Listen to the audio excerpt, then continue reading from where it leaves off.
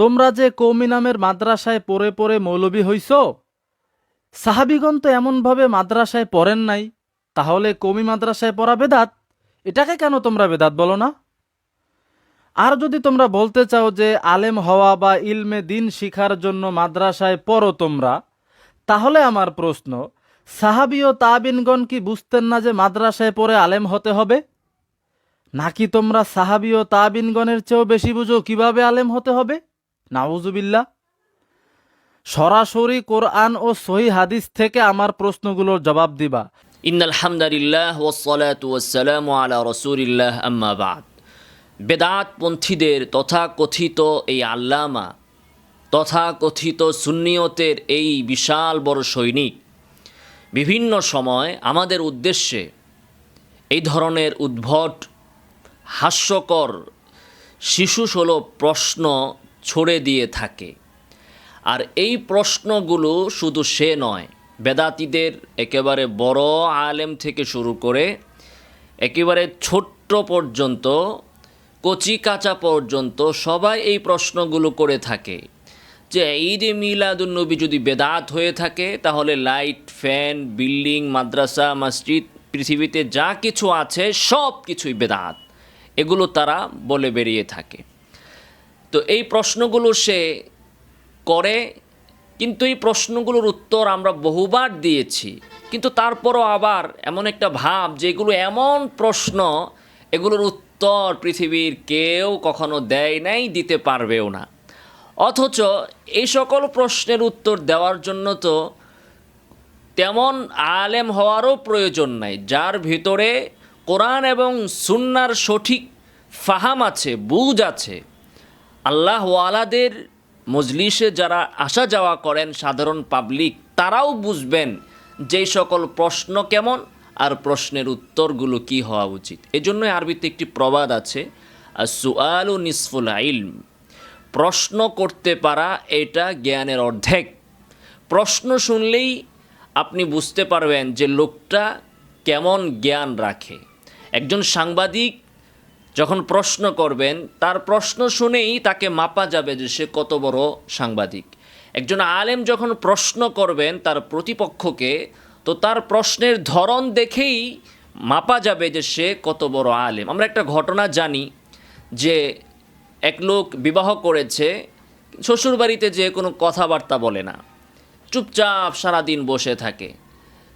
তো তার শ্বশুরবাড়ির লোকজন তার বাড়িতে জানালো তার বাবা মাকে যে জামাই শ্বশুরবাড়িতে এসে কোনো কথা বলে না, শুধু চুপচাপ বসে থাকে। তখন ওই ছেলের বাবা মা তাকে বলল যে বাবা, শ্বশুরবাড়িতে যে কথাবার্তা বলিস, একটু হাসিস ঠাট্টা করিস, এভাবে মুখ বেজার করে সারাদিন তুই বসে থাকস, তোর শ্বশুর শাশুড়ি তোর মুখ থেকে কথা শুনতে চায়।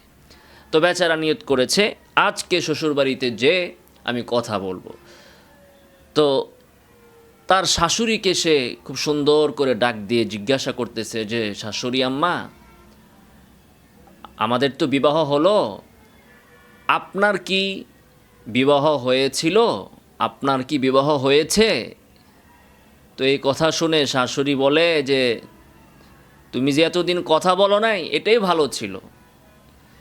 আমার যদি বিবাহ না হইতো তাহলে তুমি আমার মেয়ে পাইলা কই, আর আমার মেয়েকে বিবাহ করলা কিভাবে?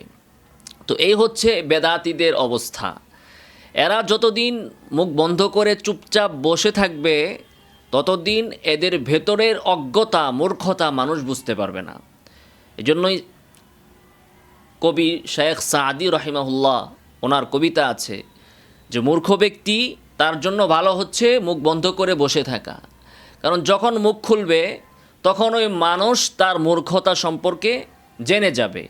এই জন্য এ সকল মূর্খতার ডিব্বা তথাকথিত সুন্নিয়তের সৈনিকদেরকে আমি বলবো যে আপনারা দয়া করে একটু মুখ বন্ধ করে বসে থাকেন, তাহলে আপনাদের অজ্ঞতাটা অন্তত আপনাদের ভক্তরা বুঝতে পারবে না।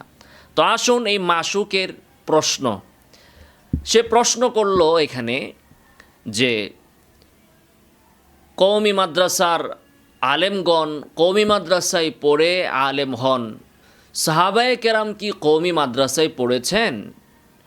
আর যদি আমরা বলি যে আলেম হওয়ার জন্য আমরা মাদ্রাসায় পড়ি, তাহলে সে বলবে সাহাবায়ে কেরাম কি জানতেন না কোথায় পড়ে আলেম হতে হবে, কিভাবে পড়ে আলেম হতে হবে, নাকি তোমরা সাহাবায়ে কেরামের চেয়ে বেশি বুঝো? এই প্রশ্ন সে আমাদেরকে করতেছে। ওই বেয়াকুফকে আমি বলবো, এই প্রশ্ন আমাদেরকে করার আগে তোমার উস্তাদকে যে বলো, আব্বাসিরে যা বলো যে উস্তাদ আপনি কই পড়ে আলেম হইছেন? তোমার উস্তাদও তো কমি মাদ্রাসায় পড়ে আলেম হইছে, তাকে জিজ্ঞাসা করো যায় যে কমি মাদ্রাসায় যে আপনি পড়লেন, সাহাবায়ে কেরাম কি কমি মাদ্রাসায় পড়েছিল? তাহলে আপনি কেন পড়লেন না? কি আপনি সাহাবায়ে কেরামের চেয়ে বেশি বুঝেন?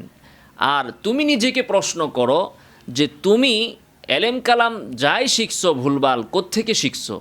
আব্বাসের ওই মাদ্রাসা থেকেই তো শিখেছ। তো সাহাবায়ে কেরাম কি আব্বাসের ওই মাদ্রাসার ছাত্র ছিল? তাহলে কেন তুমি আব্বাসির মাদ্রাসায় ভর্তি হয়েছ? আমাদেরকে প্রশ্ন করার পূর্বে আগে নিজেকে প্রশ্ন করো। তুমি বা তোমরা নিজেরাও পড়তেছো মাদ্রাসায় বা স্কুলে বা কলেজে কোনো শিক্ষা প্রতিষ্ঠানে, আর প্রশ্ন করতেছো আমাদেরকে। তুমি নিজে যে কাজ করতেছো ওই কাজ সম্পর্কে জিজ্ঞাসা করতেছো আমাদেরকে।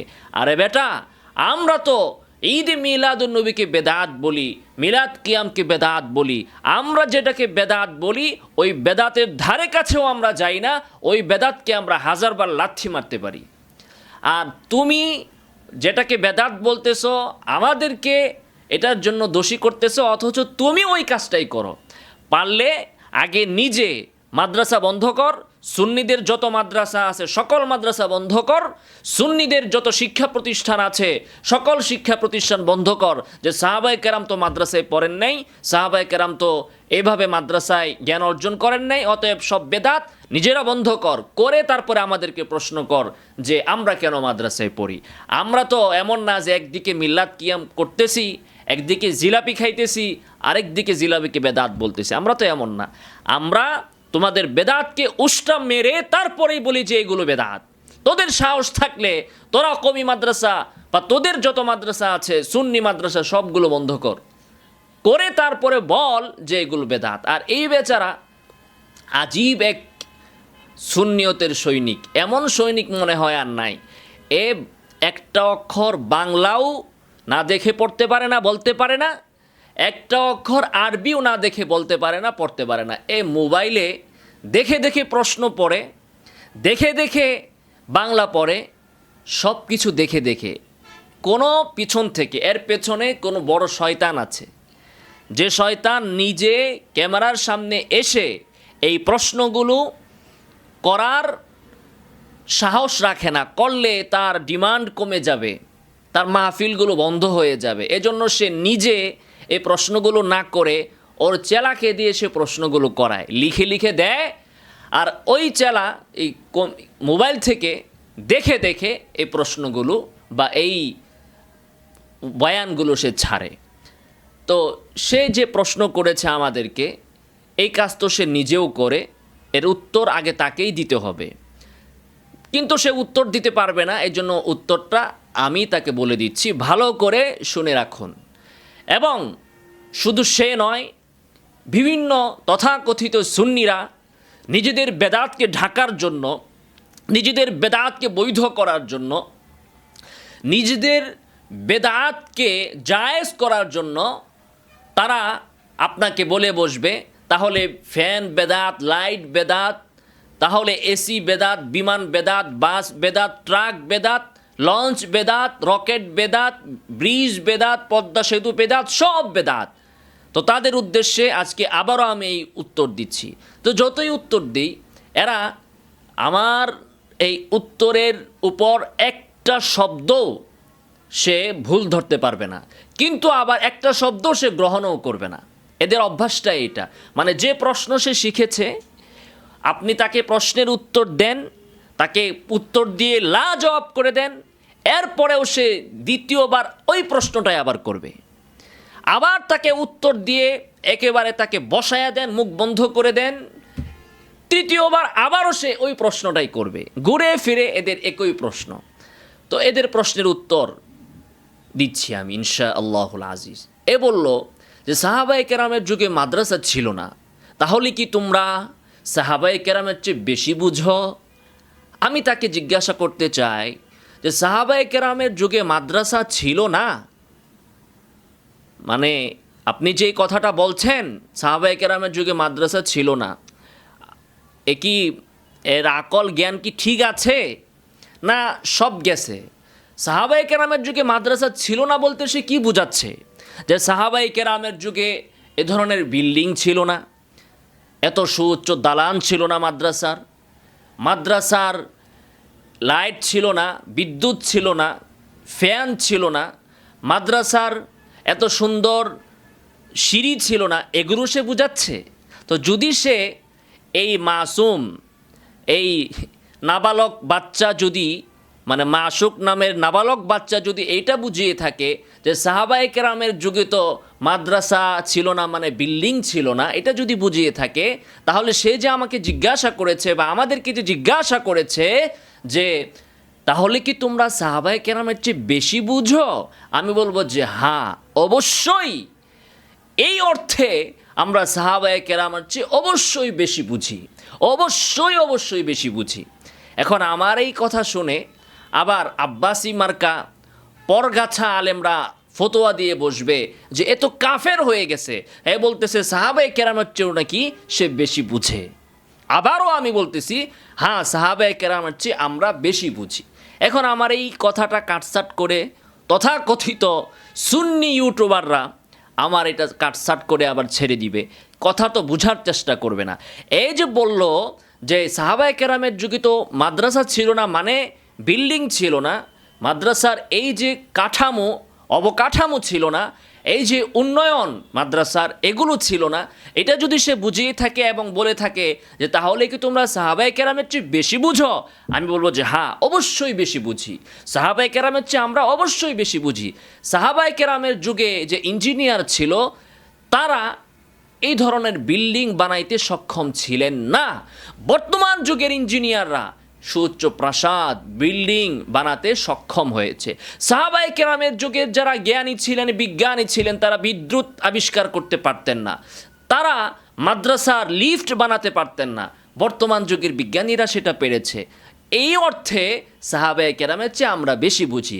সাহাবায়ে কেরাম যদি তাদের যুগে এগুলো পারতেন, জানতেন, বুঝতেন, তাহলে অবশ্যই মসজিদে নববীকে, তাদের মাদ্রাসা যেটা ছিল মসজিদে নববীর ভিতরে, তাদের মসজিদ এবং তাদের মাদ্রাসাকে তারা সর্বোচ্চ সুন্দর করার, সর্বোচ্চ উন্নত করার, সর্বোচ্চ ভালো করার চেষ্টা তারা অবশ্যই করতেন। যেহেতু তারা এটা পারতেন না, জানতেন না, বুঝতেন না, তারা টাইলস আবিষ্কার করতে পারেন নাই, তারা বিদ্যুৎ আবিষ্কার করতে পারেন নাই, তারা এরকম বিল্ডিং বানাতে পারেন নাই, এজন্য তারা তাদের মাদ্রাসাকে এরকম বানান নাই। যদি পারতেন তাহলে অবশ্যই তারা বানাতেন। এই অর্থে বর্তমান যুগের বিজ্ঞানী সাহাবায়ে কেরামের যুগের বিজ্ঞানী থেকে বেশি বুঝে। বর্তমান যুগের যারা রাজমিস্ত্রি তারা সাহাবায়ে কেরামের যুগের রাজমিস্ত্রি থেকে বেশি বুঝে, কোনো সন্দেহ নাই। অর্থাৎ বর্তমান যুগে মানুষ দুনিয়াকে যতটা বুঝেছে, যতটা আপডেট করতে পেরেছে, সাহাবায়ে কেরামের যুগে দুনিয়া ততটা আপডেট ছিল না। এটা আমি তার প্রশ্নের উত্তরে বললাম যে তোমরা কি তাহলে সাহাবায়ে কেরামের চেয়ে বেশি বুঝো যে এইরকম বিল্ডিং বানায়া মাদ্রাসা করতেছ? তো আমরা তো বললাম যে হ্যাঁ, অবশ্যই আমরা এই অর্থে বেশি বুঝি। তবে প্রকৃত অর্থে সাহাবায়ে কেরামের যুগে দুনিয়া এতটা আপডেট ছিল না। বর্তমানে অনেক উন্নত হয়েছে, আরও 200 বছর পরে দুনিয়া আরও এগিয়ে যাবে যদি দুনিয়া থাকে, তো এটা তো স্বাভাবিক বিষয়। তার অর্থ আবার এই নয় যে আমাদের যে সাহাবায়ে কেরামের মেধা কম ছিল, কোশ্চিনকালেও এটা নয়, এবং আমাদের থেকে সাহাবায়ে কেরামের স্মৃতিশক্তি কম ছিল, কোশ্চিনকালেও এমনটা নয়। সাহাবায়ে কেরাম আমাদের থেকে অনেক বেশি মেধাবী ছিলেন, অনেক বেশি জ্ঞানী ছিলেন, অনেক বেশি স্মৃতিশক্তিবান ছিলেন, তাদের ধারে কাছেও আমরা নাই। কিন্তু 1400 বছর যাবৎ অনেক বিজ্ঞানীদের নলেজ একত্রিত হতে হতে হতে হতে ধাপে ধাপে দুনিয়া সামনের দিকে অগ্রসর হচ্ছে। সাহাবায়ে কেরাম তারা তাদের জ্ঞান এবং বিজ্ঞান দিয়ে তারা দুনিয়াকে সর্বোচ্চভাবে ভালোভাবে ব্যবহার করার চেষ্টা করেছেন, তাদের মসজিদ মাদ্রাসাকে সুন্দর করার চেষ্টা করেছেন, আর বর্তমান যুগেও আমরা সেই চেষ্টাই করছি। অতএব তার এই প্রশ্নের উত্তর আশা করি হয়ে গিয়েছে। আর যদি সে বলতে চায় যে সাহাবায়ে কেরামের যুগে মাদ্রাসা ছিল না, এর অর্থ হচ্ছে যে এখানে মাদ্রাসায় যেটা পড়ানো হয়, মূল জিনিস যেটা মাদ্রাসায় যা পড়ানো হচ্ছে আর সাহাবায়ে কেরামের যুগে যা পড়ানো হয়েছে সেটা ভিন্ন। তারা এক কোরআন পড়েছেন, আমরা আরেক কোরআন পড়ি। তারা নবীর যে হাদিস পড়েছেন, আমরা আরেকজনের কিছু পড়ি। নাউজুবিল্লাহি মিন জালিক। এই ধরনের মাদ্রাসা যদি পৃথিবীতে হয়, তাহলে সেটা কওমি নামে হোক, সেটা সুন্নি নামে হোক, সেটা আলিয়া নামে হোক, অবশ্যই সেই মাদ্রাসাকে বন্ধ করা ফরজ। এটা আমরাও বলতেছি। তো সাহাবায়ে কেরাম যা পড়েছেন, যা পড়িয়েছেন, যা শিখেছেন নবী সাল্লাল্লাহু আলাইহি ওয়াসাল্লাম থেকে এবং যা শিখিয়েছেন, আমরা সেটারই পদাঙ্ক অনুসরণ করার চেষ্টা করে থাকি। তাহলে সাহাবায়ে কেরামের যুগে মাদ্রাসা ছিল না বলতে এই আহাম্মক কি বুঝাতে চাচ্ছে? সাহাবায়ে কেরাম রাসূল সাল্লাল্লাহু আলাইহি ওয়াসাল্লামের মসজিদে নববীর ভিতরেই মাদ্রাসা ছিল, মসজিদে নববীর ভেতরেই মাদ্রাসা ছিল। অসংখ্য সাহাবী সেখানেই থাকতেন, সেখানেই খাবার খেতেন, সেখানেই ঘুমাতেন। যারা দূর থেকে এসেছেন, যাদের বাড়ি ঘর ছিল না, হযরত আবু হুরায়রা তার উত্তম দৃষ্টান্ত। যাদের বাড়িঘর ছিল তারা দিনে এখানে লেখাপড়া করে রাতের বেলায় বাড়িতে চলে যেতেন, আর যাদের বাড়িঘর ছিল না তারা রাসূল সাল্লাল্লাহু আলাইহি ওয়াসাল্লামের ওখানেই থাকতেন। তো বর্তমান যুগের কওমি মাদ্রাসা একই ধরনের। এখানে আবাসিক সিস্টেমও আছে, অনাবাসিক সিস্টেমও আছে। এখানে ছাত্ররা থাকতেছে, পড়তেছে, খাইতেছে, ঘুমাচ্ছে, ইবাদত করছে, নামাজ পড়ছে। আবু হুরায়রাও সুফফাতে এটাই করেছেন। সুফফাতে তিনি থেকেছেন, খেয়েছেন, পড়েছেন, ইবাদত বন্দেগী করেছেন। আবু হুরায়রা যা করেছে কওমি মাদ্রাসার ভিতরেও তাই করা হচ্ছে। এখন আবু হুরায়রার খাবার কোত্থেকে আসছে? আবু হুরায়রা তো তখন অসহায় ছিলেন রাদিয়াল্লাহু তাআলা আনহু, এবং তার মতো যারা ছিলেন তাদের খাবার কোত্থেকে আসছে? তাদের খাবার নবী কালেকশন করছেন। তাদের খাবার অন্য সাহাবী যারা ধনী ছিলেন তারা সহযোগিতা করে জোগাড় করেছেন। তাদের থাকা খাবারের ব্যবস্থা ধনীরা করেছেন, নবী করেছেন। নবী অন্যদেরকে উদ্বুদ্ধ করেছেন করার জন্য। তো বর্তমানেও সেটাই। কওমি মাদ্রাসার ভিতরে যে সকল অসহায় ছাত্ররা আছে, যারা ফ্রি থাকে, ফ্রি খায়, তাদের জন্য কওমি মাদ্রাসার আলেমরা নিজেরা চেষ্টা করে, অন্যদেরকে উদ্বুদ্ধ করে, ধনীদেরকে উৎসাহিত করে, ধনীদের সহায়তার মাধ্যমে এই মাদ্রাসার ছাত্রদের খাবার দাবার, আবাসন ইত্যাদির ব্যবস্থা হচ্ছে। Same to same. পার্থক্য কোন জায়গায় মূর্খ তুমি সেটা দেখাও, যে কওমি মাদ্রাসার সাথে সাহাবায়ে কেরামের মাদ্রাসার পার্থক্যটা কোথায়? রাসূল সাল্লাল্লাহু আলাইহি ওয়াসাল্লাম মদিনাতে মসজিদে নববী তৈরি করেছেন এবং সেখানেই তিনি মাদ্রাসা করেছেন, এবং মক্কায় যখন ছিলেন দারুল আরকামে তখন সেখানে মাদ্রাসা পরিচালিত হয়েছে। এরপরে ওমর রাদিয়াল্লাহু তাআলা আনহুর যুগে মসজিদে নববীর পাশেই একটা ঘর করা হলো মাদ্রাসার জন্য। সেখানে শুধু বাচ্চাদেরকে পড়ানো হতো, বাচ্চাদের জন্য ওইটা তৈরি করা হলো। ওমর রাদিয়াল্লাহু তাআলা আনহু তখন কিছু নিয়মও চালু করলেন, যে জুমার প্রস্তুতির জন্য বৃহস্পতিবার দিন জোহরের পর থেকে ছুটি। জুমার প্রস্তুতি নেবে বাচ্চারা, জুমার জন্য তৈরি হবে, এজন্য সাপ্তাহিক ছুটি দিলেন। জুমা আবার সাপ্তাহিক ছুটি ঘোষণা করলেন। আমাদের কওমি মাদ্রাসাতেও তাই। বৃহস্পতিবার দিন জোহর আগ পর্যন্ত ক্লাস হয়, এরপরে ছুটি, শুক্রবার দিন ছুটি থাকে। ছাত্ররা জুমার জন্য প্রস্তুত হয়, কাপড় চোপড় ধয়, সাপ্তাহিক বিশ্রাম নেয়। Same to same. পার্থক্যটা কোথায়? বাবা তুমি পার্থক্য থাকলে ধরাইয়া দাও। আমরা অবশ্যই চেষ্টা করি সম্পূর্ণ সাহাবায়ে কেরামের আদলে চড়ার। তো তুমি যদি বলো যে বর্তমান যুগের মাদ্রাসার যে অবকাঠামোগত উন্নয়ন সেটা সাহাবায়ে কেরামের যুগে ছিল না, তারা কি এগুলো বুঝতেন না? বলবো যে অবশ্যই তারা এগুলো বুঝেন নাই। তাদের যুগে এগুলো ছিল না, তারা বুঝবেন কি করে? সাহাবায়ে কেরাম তারা বাইতুল মালের যে হিসাব এক মাসে করেছেন, বর্তমান যুগে কম্পিউটারের এক ক্লিকে সেই হিসাবটা এক সেকেন্ডে করা সম্ভব। তো সাহাবায়ে কেরামের চেয়ে এই দুনিয়াবী এই সকল বিষয় তো বর্তমান যুগের মানুষেরা বেশি বুঝে, এটা তো কোনো সন্দেহ নাই। হ্যাঁ, এটা বললে তোমার মতো পাগল আমাকে কাফের বলতে পারে, কিন্তু বাস্তব কথা এইটাই।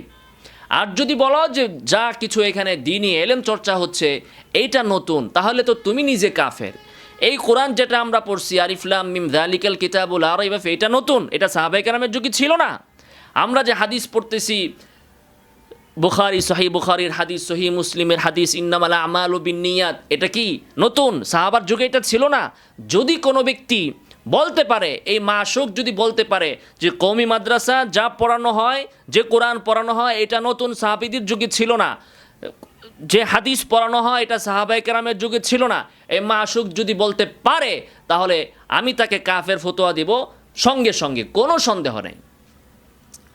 আমরা বলি যে সাহাবায়ে কেরামের যুগে ঈদে মিলাদুন্নবী ছিল না, তুই প্রমাণ কর পারলে যে সাহাবায়ে কেরামের যুগে ঈদে মিলাদুন্নবী ছিল।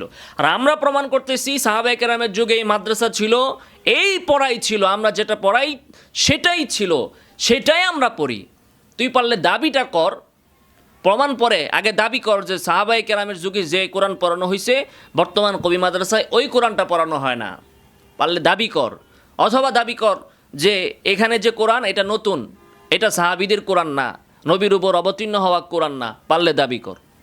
আচ্ছা, এরপরে এই বোকা একে বলবো যে এই প্রশ্নের উত্তর ক্যামেরার সামনে না করে তোমাকে যে এই প্রশ্নগুলো লিখে দেয় তাকেই যায় জিজ্ঞাসা করো। এই প্রশ্নের উত্তর তুমি তোমার উস্তাদ আব্বাসীকে যায় জিজ্ঞাসা করো। আব্বাসী নিজেও বিভিন্ন মাহফিলে বলে থাকে, আল বিদআতু ফিল মাকাসিদ লা ফিল ওয়াসাইল। এই বোকারা যদি এতটুকু শব্দ বুঝতো তাহলেই এদের বেদাত সম্পর্কে ধারণা ক্লিয়ার হয়ে যেত। আল বিদআতু ফিল মাকাসিদ লা ফিল ওয়াসাইল। বেদাত হয় মাকসাদে, মূল বিষয়ে কিছু যদি বৃদ্ধি করা হয় তাহলে সেটা হয় বেদাত। ওয়াসাইল উপকরণের ক্ষেত্রে বেদাত হয় না। তা কওমি মাদ্রাসায় এখানে মাকসাদ বিল্ডিং না, এখানে মাকসাদ লাইট ফ্যান না, এখানে মাকসাদ মাদ্রাসাগুলোর গেট না, এখানকার মাকসাদ মাদ্রাসার লিফট না, এখানের মাকসাদ হচ্ছে দ্বীনি ইলম, কোরআন এবং সুন্নাহ। যদি আমরা কোরআনের ভিতরে কিছু বাড়াই, হাদিসের ভিতরে কিছু বাড়াই, সাহাবায়ে কেরাম যে কাজ করেন নাই এমন আমল আমরা যদি শরীয়তের ভিতরে বৃদ্ধি করি তাহলে সেইটা হবে বেদাত। কিন্তু এই যে ওয়াসাইল আমরা দেখতে পাচ্ছি, এই ওয়াসাইলের ভিতরে বেদাত হয় না। পৃথিবীর সকল আলেম এ বিষয়ে একমত। নবীর স্পষ্ট হাদিস, মান আহদাথা ফি আমরিনা হাযা মা লাইসা মিনহু ফাহুয়া রাদ্দুন, এই হাদিসটা তো বুঝে না। মা লাইসা মিনহু আছে, মা লাইসা ফিহু, উভয় ধরনের শব্দ আছে। নবী এখানে স্পষ্ট বলে দিয়েছেন মান আহদাথা, নতুন কিছু যে আবিষ্কার করবে, ফি আমরিনা, সকল সুররাহগণ বলেছেন আই ফি দীনিনা, যারা দ্বীনের ভিতরে নতুন আবিষ্কার করবে। তোমাকে কে বলেছে ভাই এই বিল্ডিংটা দ্বীন, এই বিল্ডিংয়ে পড়লে সওয়াব বেশি হবে, অথবা এই বিল্ডিংয়ের তলে পড়লে মুস্তাহাব হবে, আর যদি কেউ করে গড়ে পড়ে তাহলে সেটা মুস্তাহাব হবে না, সেটা সওয়াব হবে না? এটা তোমাকে কে বলেছে? কে বলেছে তোমাকে যে সাহাবায়ে কেরাম যে অবকাঠামোর অধীনে পড়েছেন তাদের যুগে মাদ্রাসার যে কাঠামো ছিল ওইটাতে সওয়াব কম ছিল, আর আমাদের যুগে এই যে বিল্ডিং, এই যে বিদ্যুৎ, এগুলোতে সওয়াব বেশি। মোমবাতি জ্বালিয়ে পড়াশোনা করলে সওয়াব কম হবে, আর লাইট জ্বালিয়ে পড়াশোনা করলে সওয়াব বেশি হবে। এ কথা তোমাকে কে বলেছে? কেউ তো বলে নাই। এগুলো তো হচ্ছে ওয়াসাইল। ওয়াসাইলের ক্ষেত্রে আল আসলু ফিল আশিয়া আল ইবাহা। দুনিয়ার ক্ষেত্রে, দুনিয়াদারির ক্ষেত্রে নিয়ম হচ্ছে যে প্রত্যেকটা জিনিস বৈধ, মুবাহ, যদি না শরীয়তে সেটাকে নিষেধ করা না হয়ে থাকে।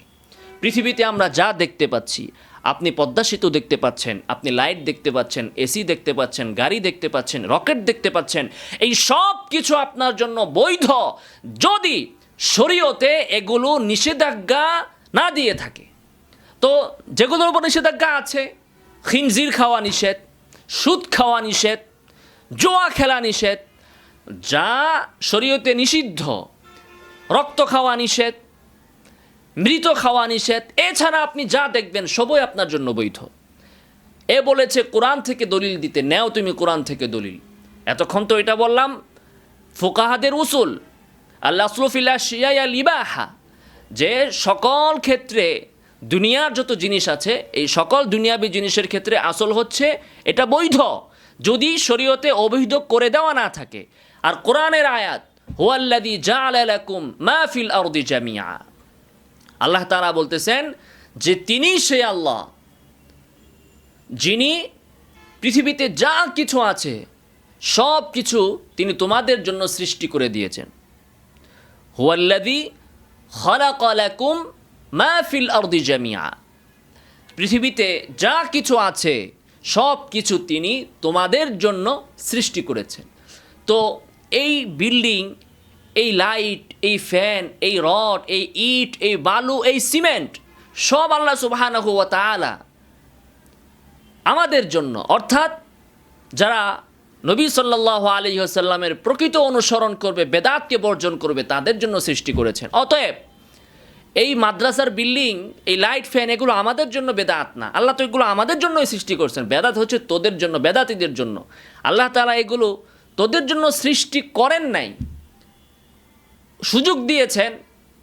আল্লাহ তাআলা তোমাকে পাকড়াও করছেন না, তুমি বেদাত করতেছো, তারপরও আল্লাহর এই সমস্ত জিনিস ব্যবহার করতেছো। আল্লাহ পাকড়াও করতেছেন না ঠিক, তোমাকে সুযোগ দিচ্ছেন ফিরে আসার জন্য। কিন্তু মৌলিকভাবে এগুলো সৃষ্টি কাদের জন্য?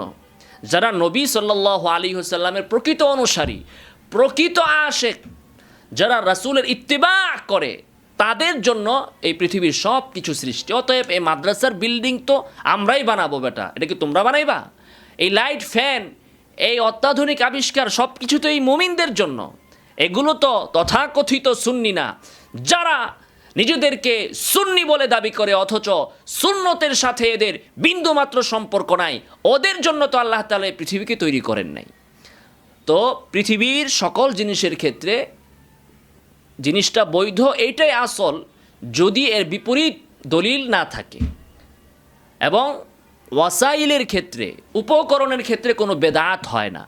অপরদিকে আখিরাতের বিষয় যেগুলো মানুষ করে সওয়াবের জন্য, সেগুলোর ক্ষেত্রে আসল হচ্ছে আত-তাওকিফ। ইবাদত, আপনি একটা ইবাদত বানাইলেন, ওই ইবাদতটা অবৈধ, ওইটা বেদাত, ওইটা না জায়েজ, যতক্ষণ পর্যন্ত শরীয়তে এটার পক্ষে দলিল না থাকবে। দুনিয়ার ক্ষেত্রে নিয়ম হচ্ছে দুনিয়ার প্রত্যেকটা জিনিস বৈধ যতক্ষণ পর্যন্ত এর বিপক্ষে দলিল না থাকবে। আর ইবাদতের ক্ষেত্রে নিয়ম হচ্ছে এইটা অবৈধ যতক্ষণ পর্যন্ত এর পক্ষে দলিল না থাকবে। আপনি একটা নামাজ আবিষ্কার করলেন, ওই নামাজটা অবৈধ যতক্ষণ পর্যন্ত শরীয়তে ওই নামাজের বৈধতার দলিল না পাওয়া যাবে। আর আপনি একটা খাবার রানলেন, কত নিত্য নতুন খাবার বের হচ্ছে, নিত্য নতুন আইটেম বের হচ্ছে, মেনু বের হচ্ছে, চিকেন ফ্রাই বের হচ্ছে, হালিম বের হচ্ছে। এগুলো কি সাহাবায়ে কেরামের যুগে ছিল? কত ধরনের বিরিয়ানি বের হচ্ছে, কাচ্চি বিরিয়ানি বের হচ্ছে, এগুলো তো তাদের যুগে হয়তোবা ছিল বা ছিল না। এ ধরনের আরও নতুন নতুন জানা অজানা দেশি বিদেশি কত ধরনের খাবার, এই প্রত্যেকটা খাবারের ক্ষেত্রে নিয়ম হচ্ছে এটা বৈধ যদি এর বিপরীত কিছু কোরআন এবং সুন্নাতে না থাকে। আর ইবাদতের ক্ষেত্রে নিয়ম হচ্ছে ওই ইবাদতটা অবৈধ যদি এর পক্ষে শরীয়তের ভিতরে দলিল না থাকে। তো ওয়াসাইলের ভিতরে কোনো বেদাত চলে না। এখন এরা আরেকটা প্রশ্ন করে যে আচ্ছা, তাহলে মাদ্রাসার বিল্ডিং এটা ইবাদত না? আপনারা বললেন এজন্য এটা বিদআত না। মাদ্রাসার লাইট, ফ্যান, মাদ্রাসার কার্পেট, মাদ্রাসার সিঁড়ি, মাদ্রাসার এসি, মাদ্রাসার লিফট এগুলো ইবাদত না, উপকরণ, এজন্যই আপনারা এগুলো যত উন্নয়ন করতে পারেন এগুলোকে আপনারা বেদাত বলেন না। তাহলে আপনারা মানুষের কাছ থেকে এগুলোর জন্য পয়সা নেন কেন, কালেকশন করেন কেন? যে ভাই মাদ্রাসা একটা বিল্ডিং হবে, এটা তো দুনিয়া, তো দুনিয়ার জন্য আপনি কেন কালেকশন করেন? প্রশ্ন আশা করি বুঝতে পেরেছেন। যেহেতু এটা ইবাদত না, তাহলে এটার জন্য জনগণ থেকে আপনি সহযোগিতা কেন নেন? এই বোকাকে আমি প্রশ্ন করতে চাই, তোমাকে কে বলেছে শুধু ইবাদতের জন্য খরচ করলেই সওয়াব হয়, দুনিয়ার জন্য খরচ করলে সওয়াব হয় না? এটা তোমার কে বলছে? দুনিয়ার জন্য খরচ করলে সওয়াব হয় না, এটা তোমাকে কে বলেছে? রাস্তার ভিতরে একটা ভিক্ষুককে তুমি 10টা টাকা দিলে তাকে খাবারের জন্য, খাওয়ার জন্য, তো এটা দুনিয়া না আখেরাত? এই যে সে খাবে, এই খাওয়াটা কি আখেরাত না দুনিয়া? দুনিয়া। তাকে সহযোগিতা করলে সওয়াব হবে কি না? অবশ্যই হবে, কারণ এটা খাওয়ার মাধ্যমে, এটা খেলে সে সুস্থ থাকবে, সুস্থ থাকলে সে আল্লাহর ইবাদত করবে, না খেয়ে মারা গেলে ইবাদত করবে কিভাবে? অনুরূপভাবে এই যে মাদ্রাসার, আপনি শুধু এইটা না, হাদিসে তো এসেছে যে আপনি আপনার স্ত্রীকে যে খাবারটা দিচ্ছেন, স্ত্রীর পিছনে যেটা খরচ করছেন, ওইটাকেও সাদাকা বলা হয়েছে। আপনি আপনার পরিবার, নাফাকাতুর রাজুলি আলা আহলিহি সাদাকা, আপনি আপনার পরিবারের জন্য যেটা খরচ করেছেন, আল্লাহ রাসূল সাল্লাল্লাহু আলাইহি সাল্লাম বলতেছেন এটাও সাদাকা। আর মাদ্রাসায় মানুষ পড়বে, কোরআন পড়বে, হাদিস পড়বে, দিন শিখবে, এখানে আপনি ছাত্রদের খাবারের জন্য টাকা দিবেন, বিল্ডিংয়ের জন্য টাকা দিবেন, এটা কি সাদাকা হবে না? কেন হবে না? এখন ওদের প্রশ্ন যেটা ছিল যে এটা তো দিন না। হ্যাঁ, এটা দিন না।